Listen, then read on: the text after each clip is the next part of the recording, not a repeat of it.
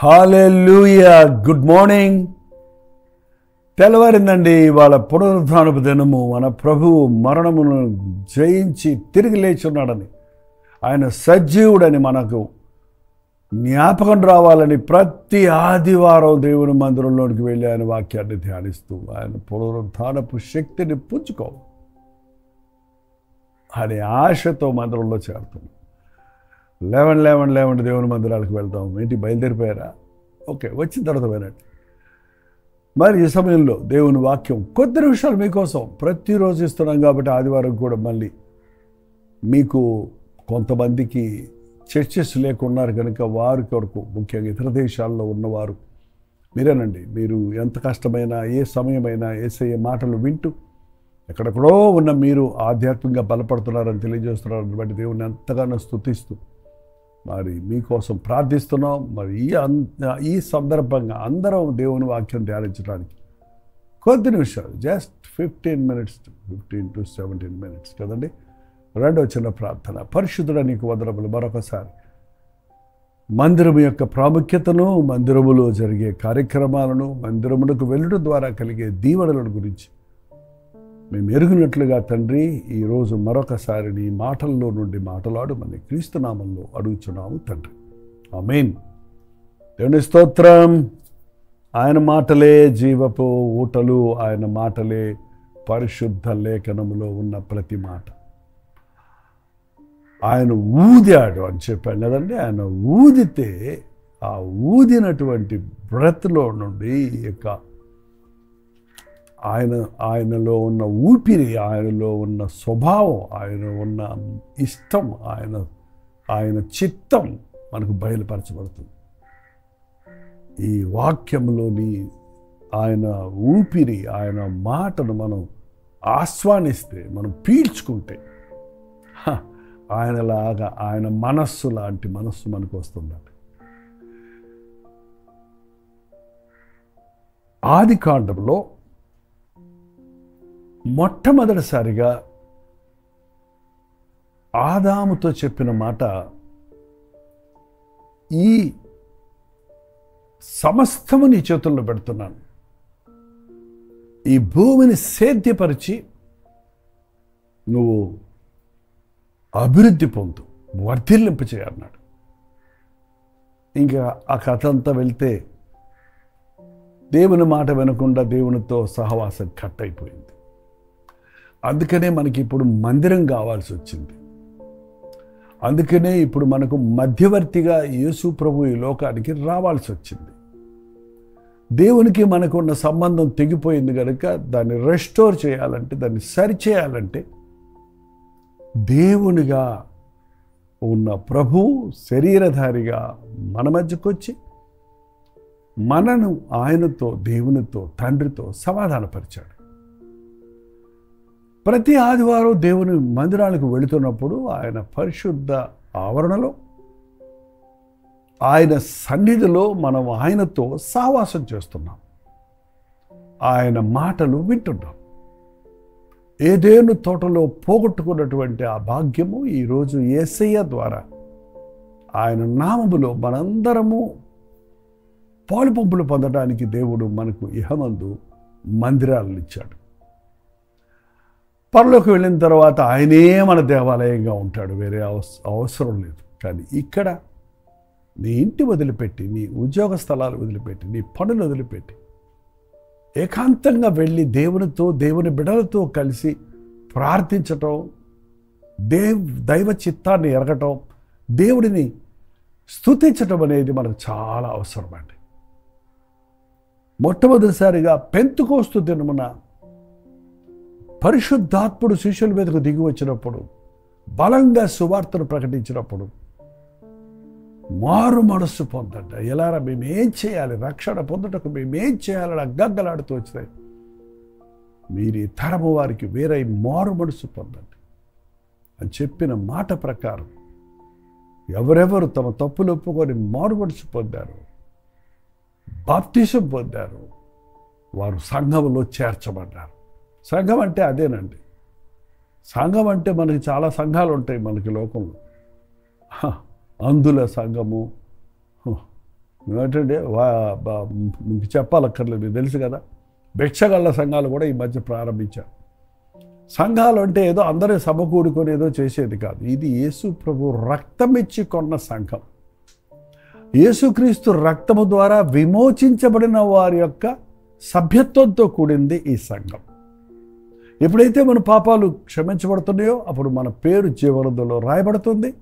మనం ఆయన రాజ్య వారసులం అవుతున్నాం. కాబట్టి ఈ లోకంలో మనం కొంతకాలం కనిపెడుతున్నాం, యాత్రికులుగా, ప్రయాణికులుగా. ప్రభు రాబోతున్నాడు, మనం ఆయనతో పాటు ఎత్తబడతాం. ఈలోగా మన భక్తిని కాపాడుకోవడానికి, హృదయ శుద్ధిని కాపాడుకోవడానికి, ఇంకా మా చుట్టూ ఉన్నటువంటి యేసుని ఎరగని వారిని అనేకుల్ని ఆయన కొరకు సంపాదించుట కొరకు మనం ప్రభువుని ఎరిగిన రక్షించబడ్డవారు ప్రయాసపడాలి. మందిరంలోకి వెళ్తున్నాం, వస్తున్నాం. ఏం జరుగుతుంది? పాత నిబంధన గ్రంథంలో దేవాలయానికి వెళ్ళారంటే వాళ్ళు మొక్కుబడులు చెల్లించేవారు, అర్పణలు చెల్లించేవారు. ఒక పరిధి మట్టుకే వెళ్ళగలరు. పరిశుద్ధ స్థలంలోనికి, అతి పరిశుద్ధ స్థలంలోనికి, పరిశుద్ధ స్థలంలోనికి కూడా వెళ్ళలేరు. యాజకులు మధ్యవర్తులుగా ఉండేవారు. ఇప్పుడు మనకి దేవునికిని నరులకును మధ్యవర్తి ఒక్కడే, ఆయన క్రీస్తు యేసు అను నరుడు. ఆయన ద్వారా మనం ఈ రోజున దేవుని కృపాసనం దగ్గరికి ధైర్యంగా వెళ్ళగలము. దేవుని మందిరంలోకి వెళ్ళి మొరపెట్టుకో.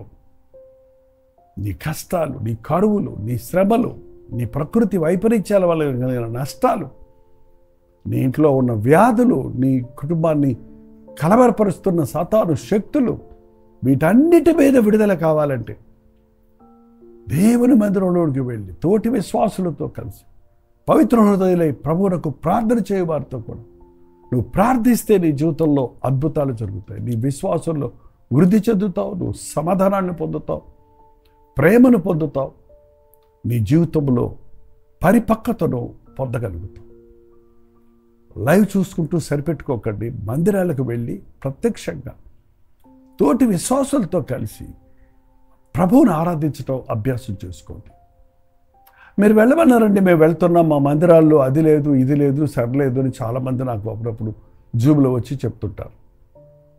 ముఖ్యంగా ఇతర దేశాల్లో ఉన్న వాళ్ళకైతే మాకు మందిరాలే లేవు, వెళ్తే మాకేం అర్థం కావటం లేదు, అంతా తత్వంగా ఆచార ప్రకారంగా పోతుంది అని కొందరు, అసలు మాకేం తెలియటం లేదు, మా భాష కూడా కాదని మరికొందరు చెప్తున్నారు.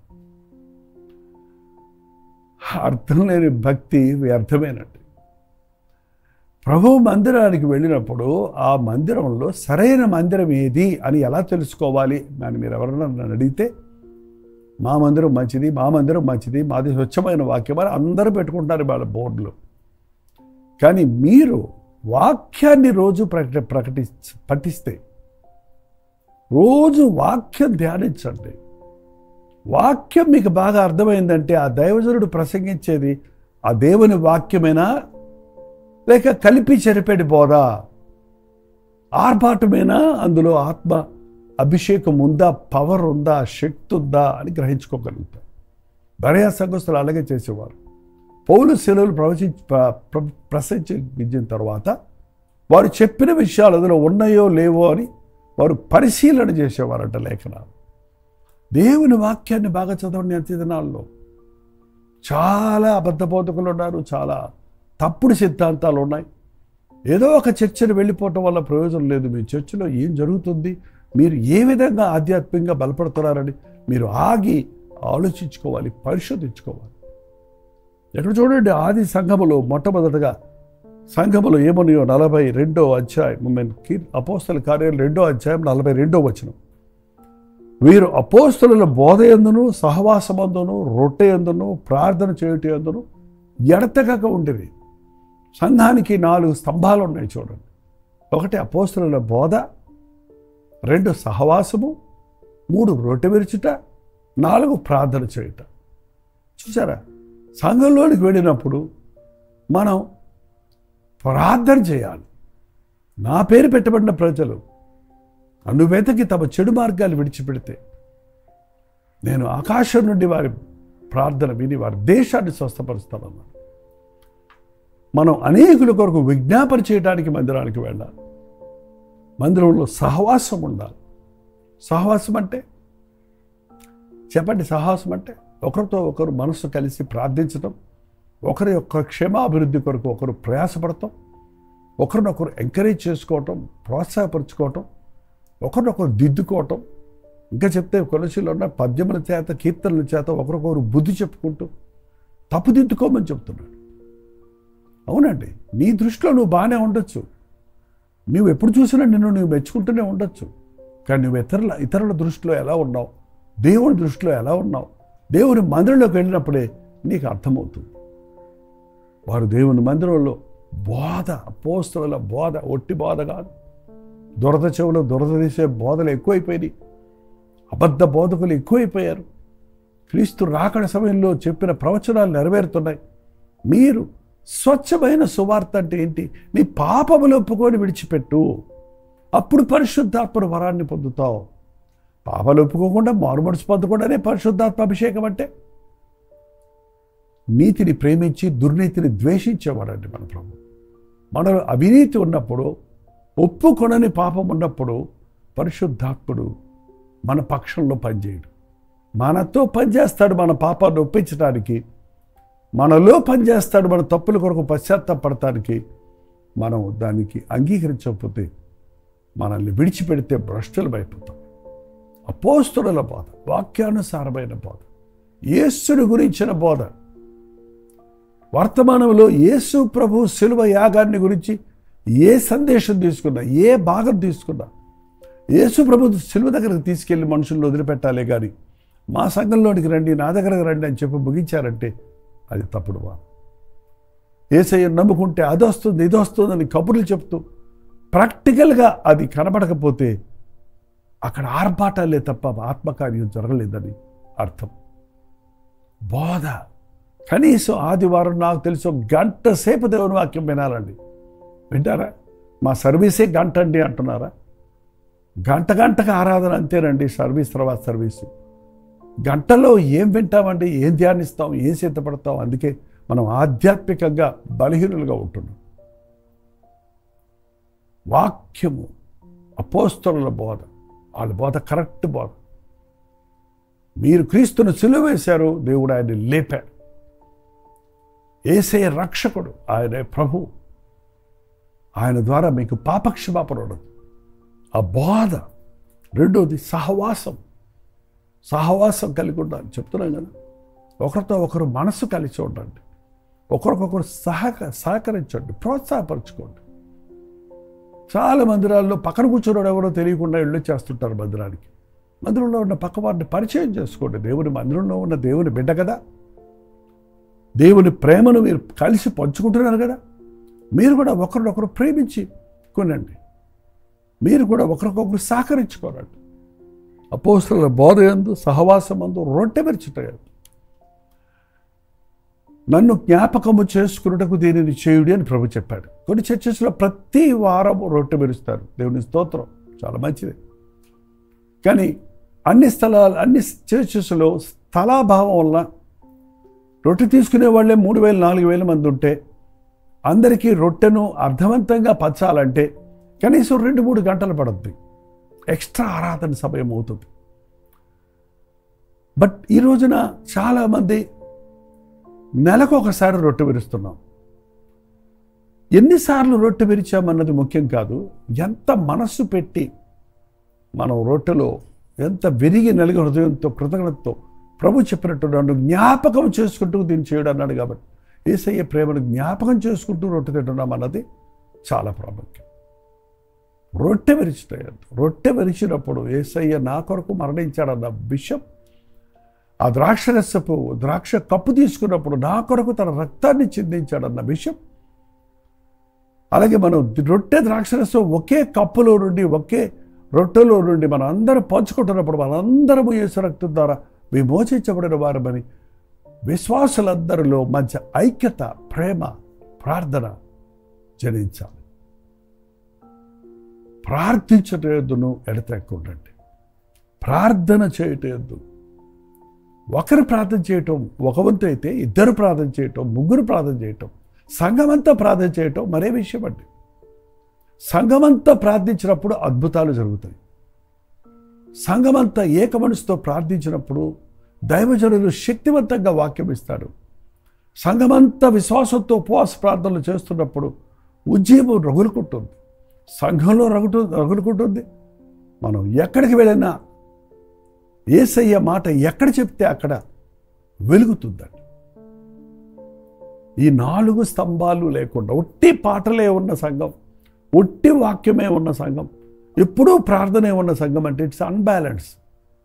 తగినంతసేపు పాటలు, స్తుతి, కృతజ్ఞత, ఆరాధన, తగినంతసేపు వాక్యం, ధ్యానం, మరలా తగినంతసేపు ప్రార్థన. చాలామంది ప్రీచర్స్ నేను గమనిస్తాను, ముందు ప్రార్థన చేస్తారు కానీ ఆమెనన్న తర్వాత ఇక ప్రార్థన చేయరు. ఒకప్పుడు నేను బైబిల్ కాలేజీలో ఉన్నప్పుడు అలాగే చేస్తుండేవాడిని. ప్రభు నన్ను తట్టి లేపి ఒక చెట్టు నాటటానికి ముందు నీళ్లు పోస్తారు, నాటిన తర్వాత మళ్ళీ నీళ్లు పోసినట్టు నువ్వు ప్రార్థనాపూర్వకంగా వాక్యం ప్రకటించు, ఆ తర్వాత ప్రకటించిన వారి రక్షణ కొరకు మళ్ళీ ప్రార్థించు అని దేవుడు ప్రేరేపించాడు. ఈరోజు ప్రతి విశ్వాసి కూడా అలా ఉంటే, సంఘములో ఇలాంటి ఆధ్యాత్మిక పరిస్థితి ఉంటే సంఘాలు వర్ధిల్లుతాయండి. పట్టించుకునేవారు లేక, ప్రేమించేవారు లేక, మార్గం తెలియక అలమటిస్తున్న వారు ఎందరో ఉన్నారు. అట్టి వారిని మందలో చేర్చాలన్నది సంఘము పని అన్నది. పాతాళాడుపు తాళపు చేతులు మనకిచ్చి ఎవ్వడు నరకానికి పోకుండా కాపాడవలసిన బాధ్యతను మన మీద పెట్టాడు. యేసయ్య ప్రేమ సువార్త ఒక వ్యక్తిని రక్షిస్తుంది, ఆయన సాక్షులుగా చేస్తుంది. ఒక చిన్న ప్రార్థన. పరిశుద్ధుడ ప్రేమగల తండ్రి, నీకు వందనాలు చెల్లిస్తున్నాం. ఎక్కడెక్కడి నుంచి నీ బిడ్డలు ఈ వర్తమానాన్ని ఆలకిస్తున్నారో వారితో నీ కార్యాన్ని జరిగించు నాయన. నీ కృపలను వారి మీద కుమ్మరించు ప్రభువా. ఒక్కొక్క మీదను నీ ఆశీర్వాదం దయచేయి ప్రభువా. మందిరాలకు వెళ్ళి నిన్ను ఆరాధించుకుంటకు, నీ అందు విశ్వాసముతో ప్రార్థించుటకు, అనేకుల కొరకు విజ్ఞాపన చేయుటకు, నీ బిడ్డలతో కలిసి ఆనందించి పురికొల్పుకొనుటకు సహాయం చేయండి. ఈ రోజంతా నీ నామాన్ని మహిమపరచుట కృప చూపించమని క్రీస్తు నామములో అడుగుచున్నాము తండ్రి, ఆమేన్. తండ్రి అయిన దేవుని యొక్క ప్రేమయు, కుమారుడైన క్రీస్తు యొక్క కృపయు, ఆదరణకర్త అయిన పరిశుద్ధాత్మ యొక్క సహవాసము కూడి వచ్చిన మనందరికీ ఇప్పుడున్నో సదాకాలం తోడయుండును గాక, ఆమేన్. దేవుని స్తోత్రం. మీ ప్రార్థన అవసరతల భారాలు 9540 నెంబర్కి, మీరు ఇతర దేశాల్లో ఉంటే 9100 నెంబర్కి తెలియజేయండి. మీ పక్షంలో మేము ప్రార్థిస్తున్నాం, మీరు కూడా ప్రార్థించండి. ఉచితమైతే కల్వరి చర్చిలో జరిగేటువంటి ఆరాధన 11 గంటలకి మీకు కూడా లింక్ ఇస్తున్నాం, మాతో పాటు వీక్షించండి. లేక మీకు అనుకూలమైన సమయంలో మరోసారి ఆ వర్తమానాన్ని వినండి. ముందుగా మీ చర్చెస్కి వెళ్ళటం మాత్రం అలక్ష్యం చేయకండి. ప్రభుత్వమైతే మధ్యాహ్నం 3 గంటలకు హెచ్చరిక, అలాగే రాత్రి 9 గంటలకు కల్వరి ప్రతి తోడిలో మళ్ళీ కలుసుకుందాం. అంతవరకు దేవుని మహాకృప మీకు తోడైనది గాక.